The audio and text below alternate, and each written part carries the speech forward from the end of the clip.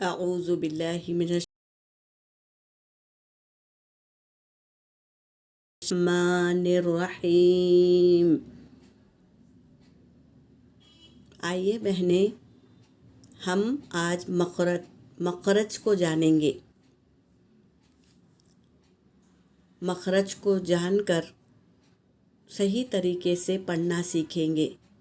Number 1، مخارج میں غلطی ہونے پر کیسے معنی چینج ہو جاتے ہیں، اس کو ہم آج اس آیتوں کے ذریعے سمجھیں گے۔ واللہ، اللہ کے لام سے پہلے زبر ہے تو اللہ کا لام پر پڑھا جائے گا۔ واللہ علیم یا علیم، تو اس کے معنی ہیں اور اللہ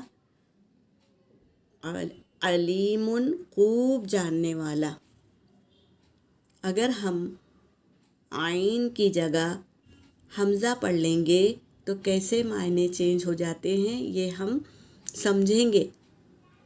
واللہ علیم یا علیم، تو اس کے معنی کیا ہو گئے؟ اور اللہ علیم، دردناک ہے۔ تو ہم نے عین کی جگہ حمزہ پڑھ لیا تو معنی کیسے چینج ہو گئے؟ یہ معنی جو چینج ہو جاتے ہیں یہ لحن جلی ہے، جو لحن جلی کرنا حرام ہے۔ اللہ تبارک تعالیٰ نے 17 جگہ ایسی بنائی ہیں جہاں سے مخرج ادا ہوتے ہیں۔ اگر اسی جگہ سے ہم حرف کو نکالیں گے تو مخرج درست اور صحیح نکلتے ہیں، ورنہ جتنی بھی کوشش کرو غلط نکلتا ہے۔ اس لیے ہم مخرج کی جگہ کو پہچانیں گے اور وہیں سے آواز کو نکالیں گے، یعنی مخرج کو نکالیں گے تو الفاظ صحیح اور درست نکلیں گے انشاءاللہ۔ اس لیے میں مخرج کا قاعدہ ڈالتی ہوں، آپ لوگ دھیان نہیں دیتے۔ وہ قاعدے کو اگر دھیان دیں گے تو مخرج ہمارے صحیح نکلیں گے۔